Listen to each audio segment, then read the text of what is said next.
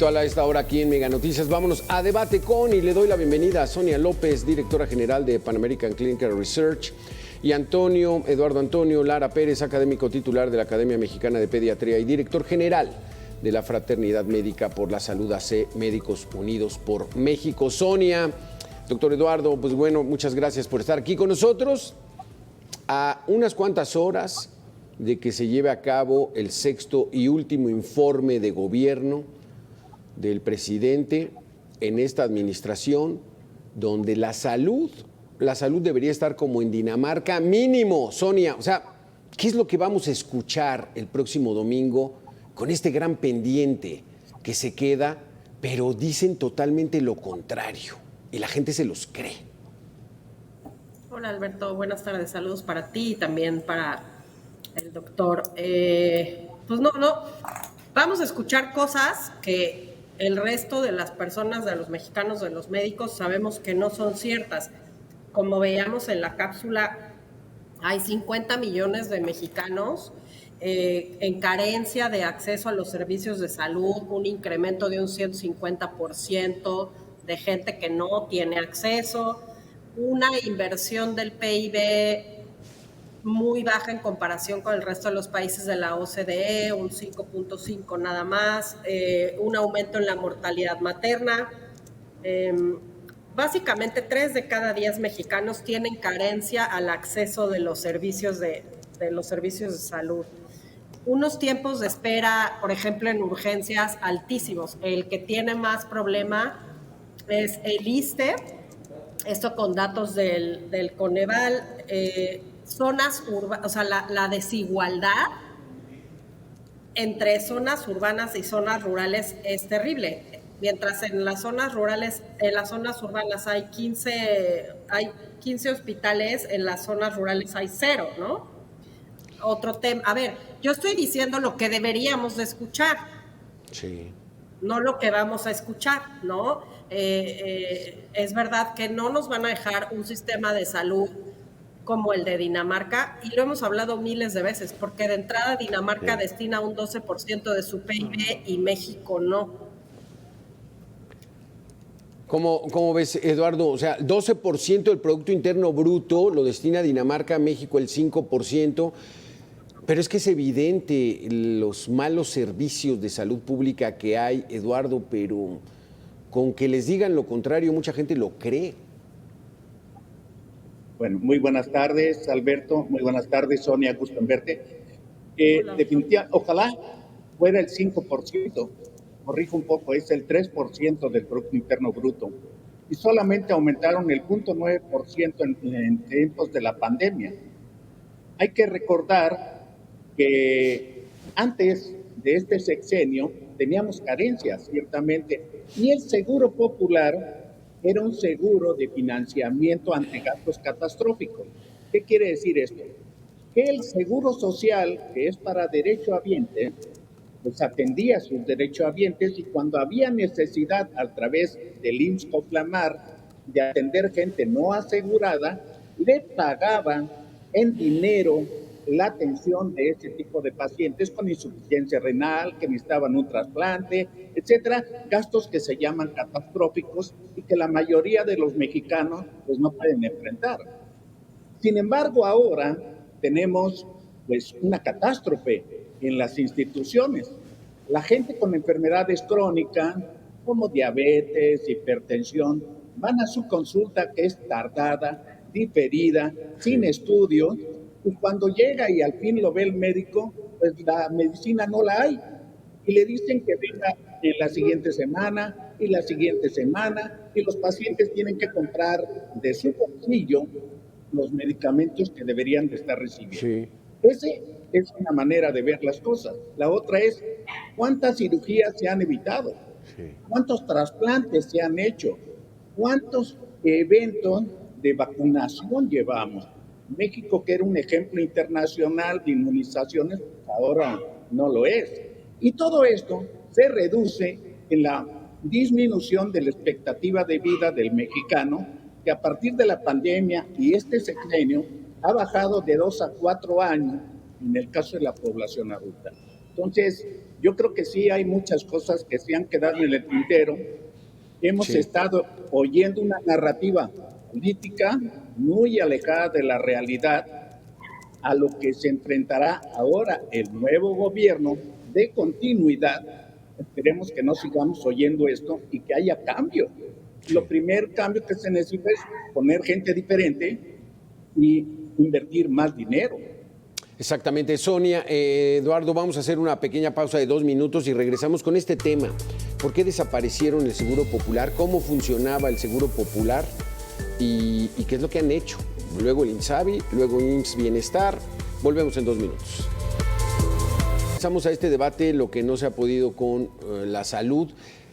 ¿Creen ustedes que el haber desbaratado el Seguro Popular es el principal sello de esta administración? ¿Por qué lo hicieron, Sonia? ¿Cómo funcionaba el Seguro Popular? Había que perfeccionarlo, pero no de plano aniquilarlo. Pues allá en 2003, cuando se cocinó y después se creó el Seguro Popular, se concibió como una financiadora. Eso era realmente la financiadora. Como ya mencionó el doctor, pues constaba con una sección de gastos catastróficos, otra parte donde participaba con otras secretarías del gobierno para dar servicios a la población. Y entonces también con eso se financiaba, por ejemplo, personal, medicamentos, etcétera, ¿no? Algo que tenía el Seguro Popular era reglas de operación. Si tú decides sustituir ese programa, ese proyecto, por los motivos que ya dijeron y que ya ha dicho el presidente de la República múltiples veces, lo que tienes que saber es con qué lo vas a sustituir. Y tan claro quedó que no fue correcto y no era lo que esperaba, es que ninguno de los proyectos que siguieron funcionaron hasta que agarran un programa que es IMSS Bienestar, que es un programa que tiene 46 años, que no es lo mismo que el IMSS ordinario, y que sí funciona, y que sí ha funcionado, y como que de ahí se van a colgar para dar y hacer lo que hacían el Seguro Popular y ni tanto como el Seguro Popular, ¿no? Los gobiernos estatales mandaban a Secretaría de Salud, pues en concreto a la Dirección de Seguro Popular, las necesidades, la población, los requerimientos, etcétera, y Seguro Popular daba el dinero, ¿no? Como bien mencionaba el doctor, una de las grandes causas del gasto de bolsillo en nuestro país es el tema de la salud. O sea, el que no tienen el medicamento lo tienes que ir a comprar. Una de las grandes causas de empobrecimiento, no solo en México, sino en todo el mundo, es esta falta de acceso a salud o a servicios de salud. Es un gran empobrecedor, digamos, el no tener un servicio de salud o acceso a los servicios de salud. Sí, ¿Por qué lo hicieron? Pues por los múltiples... Eduardo, entonces, el Seguro Popular lo que hacía era darle servicio en clínicas de otros sistemas, como el IMSS, como el ISSSTE, a esa gente que se inscribía, y entonces el gobierno le daba recursos. Incluso muchas dependencias se peleaban, oye, vénganse para acá, porque iban a recibir recursos. No estaba tan mal ese plan, ¿no? Y como bien dices, en enfermedades catastróficas, como el cáncer, una persona nos escribió y dice, nosotros ya habíamos gastado hasta $1 millón con nuestro paciente. Nos inscribimos al Seguro Popular y bendito Dios, dicen, porque ya lo empezaron a atender y dejamos de empobrecernos, Eduardo. Entonces, ¿había la necesidad de cerrar el Seguro Popular solo porque lo hizo un gobierno del PAN? Bueno, yo podría decir algo todavía peor. El Seguro Popular tenía una bolsa en dinero para ese tipo de gastos que se desapareció, lo cogió el gobierno. Y toda esa infraestructura, o mejor dicho, ese financiamiento de atención se perdió compensándolo con otra institución como el INSABI, sin reglas de operación, sin presupuesto, sin guías de manejo, sin un estudio piloto para ver su operatividad, y así, al garete, por eso fracasó. Y entonces toman el seguro, el bienestar, el ahora bienestar, que era el IMSS o Plamar, que era para atención de poblaciones pequeñas en la provincia, y darles un sistema de salud muy elemental. Pero, ¿qué ha pasado con la infraestructura? ¿Qué ha pasado con contratación de médicos? ¿Qué ha pasado con la seguridad de los médicos? ¿Qué ha pasado con el dinero que se cogió del Seguro Popular? ¿Qué ha pasado con los medicamentos? Y así nos podemos seguir. Por ejemplo, en México solamente se hacen trasplantes de riñón, por decir algo, de familiares, no cadavéricos, no hay. Y aún siendo el donador un familiar, se tardan 1 año o año y medio de un procedimiento que debería de ser en 2 o 3 meses cuando mucho. ¿Y por qué? Porque se difieren los estudios, porque no hay preparación, porque no hay el equipo, etcétera, etcétera, etcétera. Hay pacientes que con todo y un donador no llegan a ese momento y mueren. Entonces, ¿de qué estamos hablando? Sí. ¿Qué se puede presumir? Y estoy hablando de gente que se murió en su casa por el COVID, que le decían, quédate en tu casa, y se murió ahí. ¿Qué pasó con los censos, con la investigación? ¿Dónde está toda esa información? Está reservada. Entonces yo diría, no es posible que el dinero de todos los mexicanos que se utiliza para la salud, ni siquiera tenemos derecho de tener información, mucho menos de hacer investigación, hacer nuevos proyectos, claro, y ver que funcionen. Todo se hace por ocurrencia, por mandato. Realmente pues no veo por dónde vaya a ir bien la cosa. Porque Sonia y doctor Eduardo, ahora viene la iniciativa de reforma de desaparecer los organismos autónomos, entre ellos el INAI. O sea, no rendir cuentas absolutamente para nada, Sonia. Entonces, después de esa ocurrencia de tumbar el Seguro Popular, porque lo hizo Vicente Fox, el doctor Julio Fren, que eran panistas, que duró más de 15 años, vinieron y metieron el INSABI. Y entonces ya no los dices, no traía reglas de operación. Ellos mismos lo cerraron. O sea, esta administración lo reconoció. ¿Por qué no funcionó el INSABI? Pues porque no tenía, o sea, no fue algo planeado, ¿no? No fue algo que dicen, vamos a sustituir esto, pero les traemos este proyecto que se va a dedicar a hacer esto, que va a hacer esto, que va a otorgar los servicios de esta y de la otra manera. Se dice que va a ser un acceso universal y salud universal para todos.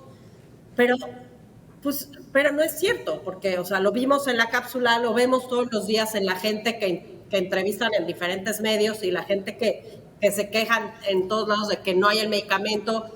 Y ya no solo las personas, sino diferentes organizaciones de nuestro país que hablan sobre el abasto del medicamento, que hablan sobre el gasto en salud que se hace y que no se hace, y las mismas personas que trabajan en el sector salud que no saben ni qué va a hacer de ellos, o sea, en qué están o qué van a hacer o cómo vamos a pagar las cosas. No, y ya de ahí vino otra ocurrencia, supuestamente nos hacen falta médicos especialistas, vamos a traer a Médicos de Cuba. ¿Qué ha pasado con ellos? Vamos a hacer una pequeña pausa de 2 minutos y regresamos con este tema. Sonia y Eduardo, los médicos cubanos, ¿qué tal? ¿Funcionó o no funcionó esta estrategia? Volvemos. Este tema, el sector salud, los médicos cubanos, ¿cuál fue la narrativa? ¿Hacen falta especialistas? Doctor Eduardo, vamos a traer médicos cubanos que van a ir a la sierra, a las zonas donde nadie quiere ir, a atender a la comunidad de los más pobres. ¿Cuál es el balance de esto? Bueno, mira, Alberto, Sonia, es mi opinión, pero tenemos más de 175 universidades en la República que producen médicos mexicanos. De esos 175 universidades egresan anualmente entre 5,000 y 6,000 médicos. ¿Dónde están? Están ahí buscando trabajo, trabajando de otra cosa, porque la institución de salud no les da trabajo. Y si les da trabajo, nos manda a sitios inhóspitos, sin equipo y de alto riesgo. No está ni siquiera garantizada su seguridad. Voy a poner un ejemplo. Por ejemplo, un médico pediatra recién egresado, lo mandan a la sierra, está casado y con hijos. Se tiene que ir, buscar dónde vivir, separarse de su familia, viajar cada vez que pueda, y el dinero que le van a pagar pues no alcanza para eso si tiene que mantener una familia, escuela de sus hijos, y con el riesgo de si lo van a asaltar, lo que es simplemente doctor, por robarle el celular o su equipo. Entonces, es un problema que se enlaza con los demás derechos de los mexicanos, con el derecho al trabajo, con el derecho a la seguridad. Entonces, aquí se piensa que el Seguro Social es el centro médico, que el Instituto Nacional de Salud o los institutos de salud es la salud en México. No, no, no. Realmente la salud de los mexicanos son en las rancherías, en las poblaciones donde nacen niños, donde la gente se enferma y muere todavía por amibiasis, por tuberculosis, en fin, tantos padecimientos que son prevenibles y predecibles. Entonces, imagínate nada más que yo voy a un sanatorio particular, pago una mensualidad para que me den consulta, me dan una consulta tardía, luego me dicen que no hay medicamento y que regrese después. Lo primero que voy a decir, ¿y dónde está el dinero que te he dado? Y todavía que el hospital me diga, no tengo por qué rendirte cuentas. Bueno, pues eso es lo que hemos estado viviendo. Hay presupuesto, no sabemos cómo lo gastan, hay algún presupuesto que no se ejerce incluso en el caso de las vacunas. Y bueno, la población está aprendiendo a sufrir, a morir, sin exigir un derecho que a lejos y a cerca se ve que no se ha cumplido el derecho a la salud en México. Sonia López, abonando a lo que dice, prácticamente le están apostando a la mortalidad de la gente, que se muera. Si no tiene dinero, si no tiene ni para pagar ese consultorio que hay junto a la farmacia de la esquina, pues entonces pues que lo salve a ver quién. Pues sí, es muy triste eso, ¿no? Con datos del INEGI en México hay o somos 300,000 médicos, de los cuales aproximadamente 190,000 son médicos generales, el resto somos especialistas. Ahora, ¿qué pasa? Seguimos teniendo a 2 doctores por cada 1,000 habitantes, lo cual es insuficiente. Ahora, como bien dice el doctor Lara, tú mandas a un especialista a un lugar donde tú quieras, pero no tiene. Yo pongo ejemplos básicos: un cirujano, un intensivista, un pediatra como el doctor Lara, sin vacunas, sin un quirófano, sin banco de sangre, sin un respirador. Pues, ¿qué van a hacer en la sierra? Solamente dar consulta. Entonces, o sea, como que siento que son como impulsos, pero no es algo bien planeado. Más o menos hay 3,000 y tantos médicos de Cuba que están trabajando en México. Claro, es muy diferente. Ellos vienen solos, no como cuando tú quieres mover a un cardiólogo con toda su familia a sabrá Dios dónde. No conozco, o sea, para quien no lo sepa, en muchas zonas de nuestro país, muchos centros de salud que son del gobierno tienen que pagar derecho de piso. Entonces, el tema de la seguridad es terrible. Además, ahora, la profesionalización. Entonces, yo te contrato, te mando a la sierra o a ver a dónde y te doy un contrato de 3 meses. Pues, ¿cómo va a ser eso? Entonces, como les decía, el acceso es bajo. Médicos sí somos muchos, pero no somos suficientes. Pero asegúrales que van a tener, ya no solo en un buen lugar o en un mal lugar, pero que van a tener los insumos para atender a la población. Si en ciudades, como decía el doctor Lara, pues en Ciudad de México, el siglo XXI, o el Monterrey, en Guadalajara, hay desabasto y hay carencias, pues imagínense en otro tipo de lugares, ¿no? Los resultados también se ven en la ENSANUD. Sí. Los resultados se ven en la ENSANUD con un 30% de adultos con hipertensión, un 36% y un 40% de niños de entre 5 y 19 años con sobrepeso y obesidad. Y ya ni hablar de vacunación, que ya lo mencionó el doctor Lara, ¿no? O sea, la disminución de la vacunación de los niños. Sí. En pandemia hubo muchas circunstancias, pero ya la pandemia ya se acabó y seguimos teniendo desabasto, seguimos teniendo niños que no estaban vacunados, niños de un año en nuestro país, menores de un año, pues, solo 46% con un esquema completo de vacunación. ¿Cómo vamos a esperar que no vengan enfermedades? Sí, sí, porque aquí, doctor Eduardo, hay algunas voces que dicen, es que siempre hemos estado mal. ¿Ese es el consuelo? Se acaba de reunir hace un momento, Claudia Sheinbaum, presidenta electa, y el presidente de México, López Obrador, para ver los avances del IMSS Bienestar. Al menos dicen que eso es lo que platicaron. O sea, siempre hemos estado mal. ¿Es el consuelo? No, definitivamente que no. Por ejemplo, el Seguro Social, que se fundó hace más de 80 años, fue creciendo a tal manera que fue una maravilla.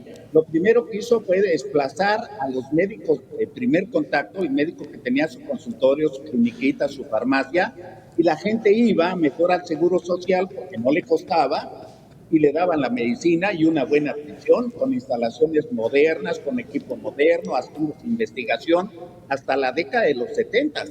A partir del Farelato, o sea, de Arsenio Farel como director del Seguro Social, se empezó a manejar como negocio y secundariamente la atención de la salud. Teníamos equipos de fútbol, centros vacacionales, etcétera, y todo eso. Ahora, ¿qué es lo que ha pasado? Si ustedes van y se enteran de lo que ha pasado en este sexenio, los elevadores no sirven, no hay aire acondicionado en los hospitales, se inundan, falta la energía eléctrica, hay pacientes que los tienen que bajar por eventos catastróficos que no se prepararon y que eran predecibles. En fin, y uno dice, ¿dónde está el mantenimiento? ¿Dónde está la compra de equipo? Ya no digamos la vanguardia, hacer estudios genéticos, etcétera, etcétera, etcétera, que se están haciendo en otros países. ¿Cómo nos estamos preparando en el cambio climático? ¿Cómo se está cambiando las enfermedades por vectores? En fin, todo eso parece ser que no importa y no es parte de la vida. Es falta de presupuesto, ¿no?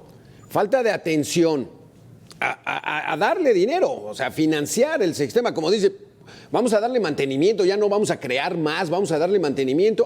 Pero sí 500,000 millones de pesos al Tren Maya, que usan 2,000 personas al día. 150,000 al AIFA, que no lo usa nadie, ¿no? 18,000 millones de dólares, 360,000 millones de pesos a una refinería inaugurada 3 veces que no refina. Y quién sabe hasta cuándo lo va a hacer. O sea, de que había dinero, Sonia. Eduardo, pero pues lo canalizan a mantenerse en el poder, a mensajes pues, y las prioridades no son las mismas, ¿no?